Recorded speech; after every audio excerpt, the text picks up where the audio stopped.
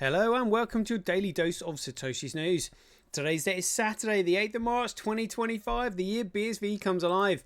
Experience the best of both worlds today at betbitcoinsv.com, the best casino and sports betting on chain. Have a look for option private using the original protocol and genuine Bitcoin Wright. Let's see what we got today. We're going to start off with this. Casey Nicole, I think that's the Rebel Path, says ISO 222 compliance and BSV. She said, I'd love to hear from, that's CSW, Kurt Jr., Joel Dallas, Brian Doherty, Bitcoin Beyond, Ziggy, Light BSV. Can any of you explain how ISO 222 compliance relates to BSV rather than BTC? I've asked Ariel about it before, but his response was BTC centric.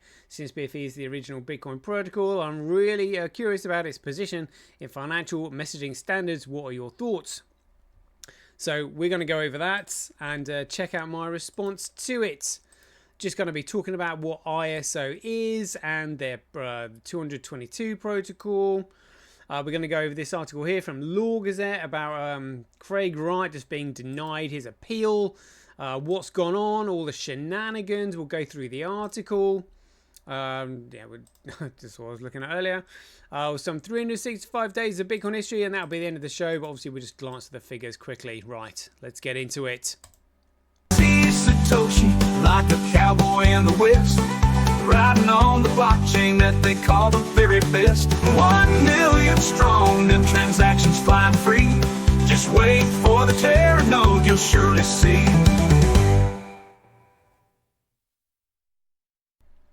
Alrighty, here we go. So we're talking about ISO 222 compliance.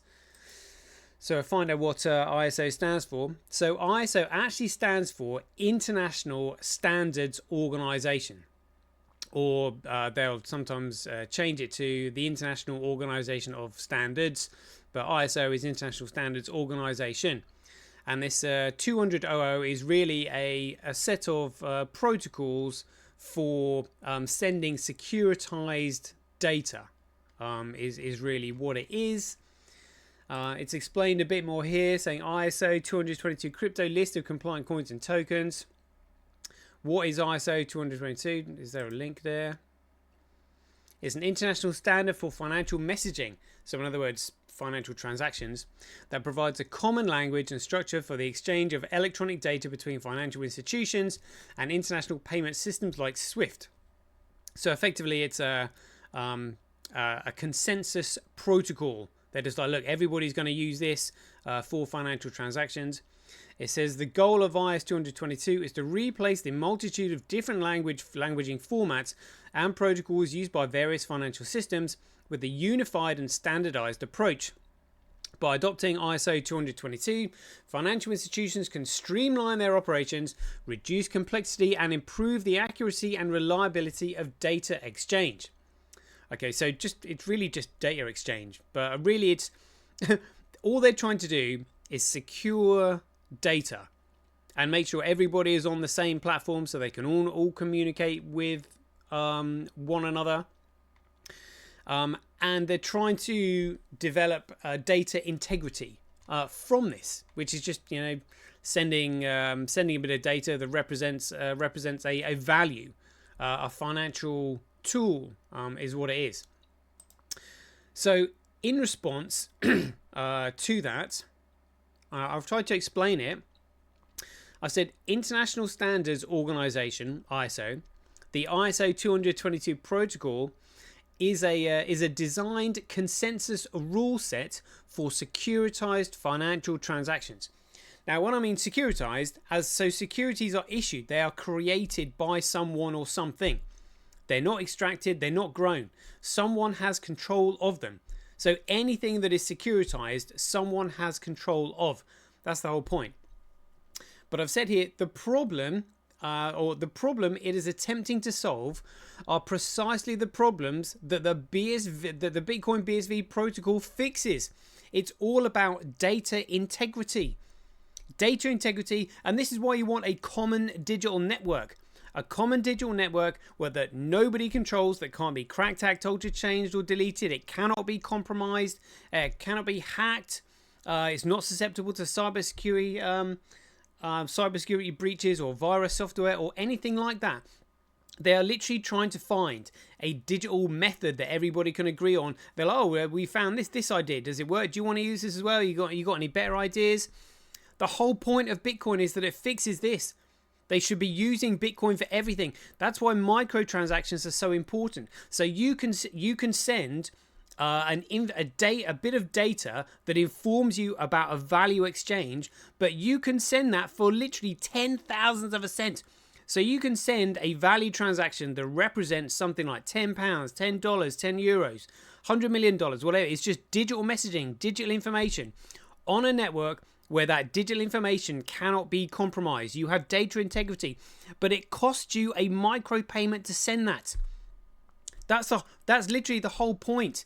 Literally, Bitcoin fixes all these problems that all these other protocols are trying to gloss over. The only thing is that it's the central banks that own and control these protocols that they're trying to put forward. They're trying to gloss over what Bitcoin really is. They don't want you to know because they want control of everything. They want control of the central banks. They want control of your finances. That's what it is, so they can enslave us.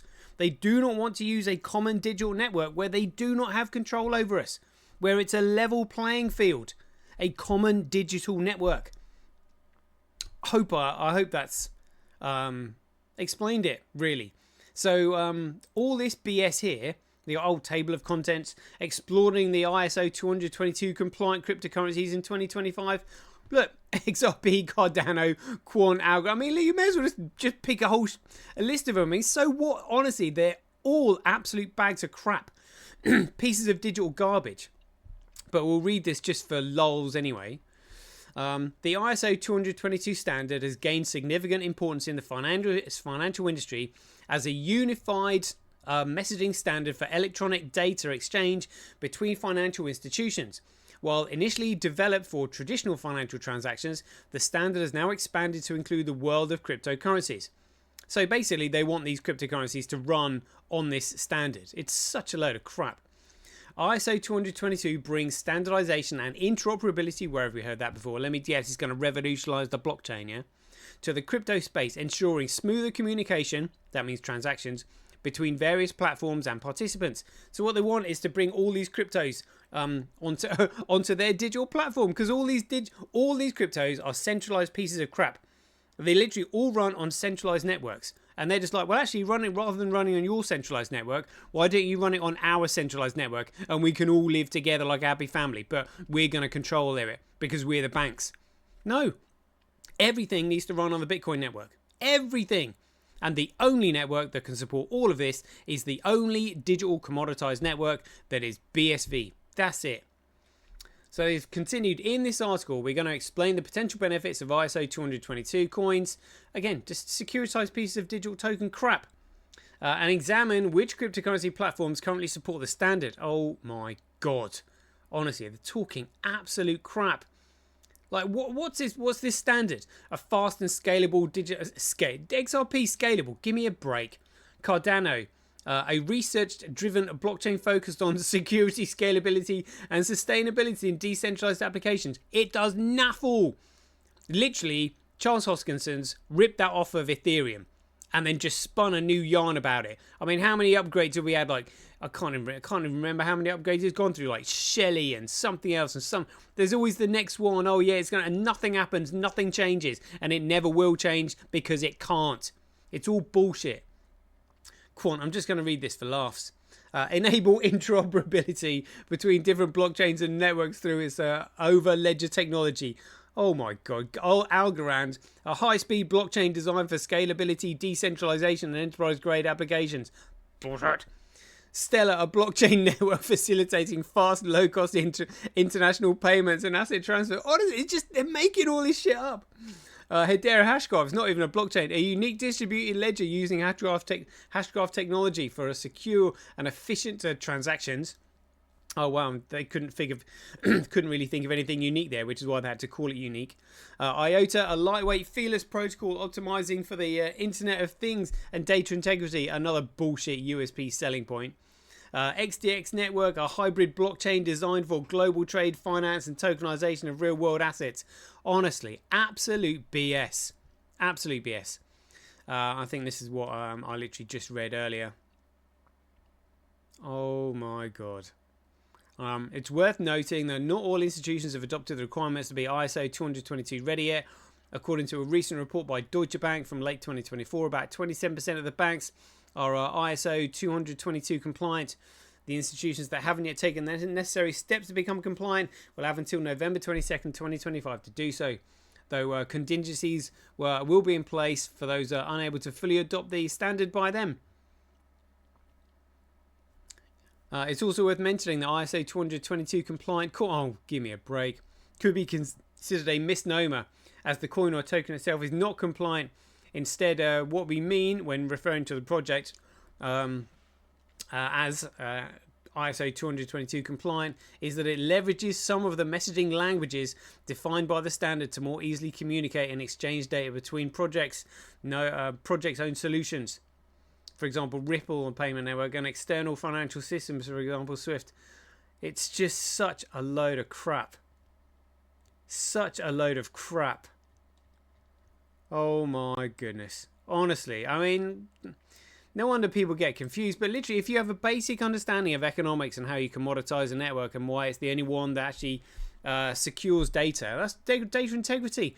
Because you can't have an NFT on a digital network that has a central point of failure or control, because they can just be deleted. Therefore, the NFT would have no value. So therefore, it can't ever be a commodity. The network has to be a commoditized network, and then not only they let's describe this. So you can have a commoditized system, which is the protocol of Bitcoin, which I've gone over many times, but then also the network itself has to go through the process of commoditization. So you have a commoditized system, which is the rule set that commoditizes data, but then that system itself has to go through the network that the system runs on has to go through a period of commoditization itself, which is why you have the white paper released 31st of October. The network not started till the 3rd of January 2009. Then a period of neutral organic growth, which came to an end on the 1st of January 2020. So the actual network itself has gone through a period of neutral organic growth. And then you have a commoditized protocol, which is the system. So commoditized system running on a commoditized network. That's it. All this BS. Honestly, I can just see right through it. It's... Anyway, I hope people understand what I'm saying there. So let's get into this then. So this is an article by the Gazette that says, man behind false Bitcoin founder claim given order to stop further legal action. So I've responded to this saying, the man who created the Bitcoin file format and wrote the code for the Bitcoin system, but was later told by the same judge that he wasn't the creator of Bitcoin, given orders to stop further legal action. So if we go back here to this article that was written 23rd of August 2023, here it says here, first, Justice Miller agreed that Dr. Wright expended substantial skill and judgment in creating the Bitcoin file format. And then he goes on to say that Dr. Wright devised and created the Bitcoin file format in the course of writing the code for the Bitcoin system. This is what he said. This is what Justice James Miller said. And he was the same man that was now judging this. So let's read this then. Man behind false Bitcoin founder claim given orders to stop further legal action. Computer scientist Dr. Craig Wright is to be given a court order stopping him from bringing further legal action after using the courts to terrorize his perceived enemies, the High Court has heard. The Australian began claiming he was Satoshi Nakamoto. The pseudonym attributed to the person widely credited with establishing Bitcoin in 2016 and asserted intellectual property rights over the cryptocurrency. He brought legal proceedings against those who challenged his claims and was himself sued by a non-profit cryptocurrency group, Crypto Open Patent Alliance, last year. After the trial in London, a judge, this was Judge James Miller, who had said that that Dr. Wright expended substantial skill and judgment in creating the Bitcoin file format, and also created the Bitcoin file. Oh God, what was it? Devised and created the Bitcoin file format in the course of writing the code for the Bitcoin system. He has said last year that Dr. Wright was not Satoshi Nakamoto and that he lied extensively during the trial, also barring him from launching or threatening further legal action related to Bitcoin through a court order. Quote here, the undisputed consequences of his claim have been significant disruption to innovation and important industry. That was the Jonathan Hoff, QC of the opposing counsel. In December, he was sentenced to 12 months in jail, suspended for 2 years for contempt of court after issuing a new claim of more than £900 billion related to Bitcoin. At a High Court hearing on Friday, Copa asked the judge to issue a civil restraining order, which stops Dr. Wright from reapplying to the High Court and all county courts for 3 years. Jonathan Hoff, KC for Copa, said in written submissions that Dr. Wright has used the English legal system to terrorise his perceived enemies. Mr. Hoff, although also asked for Dr. Wright's case to be referred to the Attorney General to extend the order beyond the 3 years limit. He said, first, Dr. Wright has brought a large number of baseless legal actions founded on lies. Again, he's just lying himself. And backed with copious forgeries. Again, there was no evidence or allegations of forgery or fraud. Second, in those actions, he has claimed huge sums against a large number of individuals and companies, causing them serious distress, inconvenience and cost. What about what they've done to Craig and his creation? Thirdly, his actions have taken up very significant court resources, running into nearly hundreds of court days in this jurisdiction. Yeah, and it was a complete contempt of court. They didn't even allow examination. It was only cross-examination. Craig got absolutely stitched up by these criminals here. Mr. Hoff continued, the undisputed consequences of his claim has been significant disruption to innovation in an important industry. There is a clear and serious risk of him repeating his campaign of litigation in one form or another. Dr. Wright did not attend the hearing or contest the application. Mr. Justice Mellor granted the CRO and the referral to the Attorney General, adding that he will give full written reasons at a later date. There we go. Absolutely outrageous. The hypocrisy is literally beyond the pale.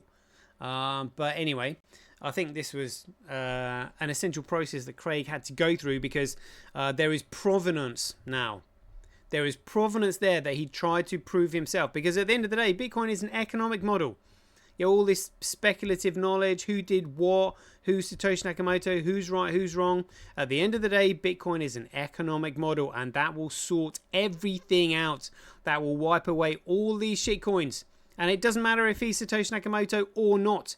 But it's going to help all those people that get absolutely shafted by all these shitcoins. It would help them if they knew that he was Satoshi Nakamoto.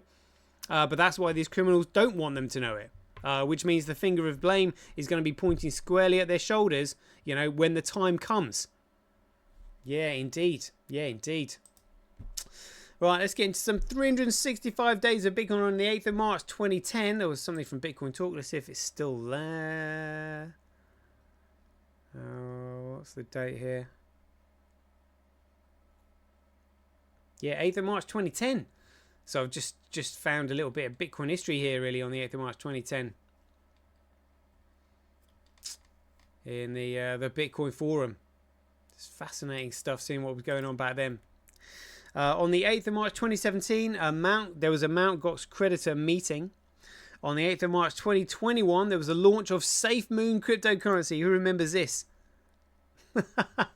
Oh, page not found. I wonder why. But yeah, that's when that launched. And on the 8th of March 2024 was day 19 of the Copa case. There was a closing and written statements to be submitted to the court by 4 p.m. UTC. And that was a year ago today. Amazing. Right, let's have a quick look at what's going on here. Yeah, we saw that this morning. Bitcoin versus Bitcoin. Compare that against US dollar. That's quite clear. Plodding along there. Bitcoin versus Bitcoin plodding along.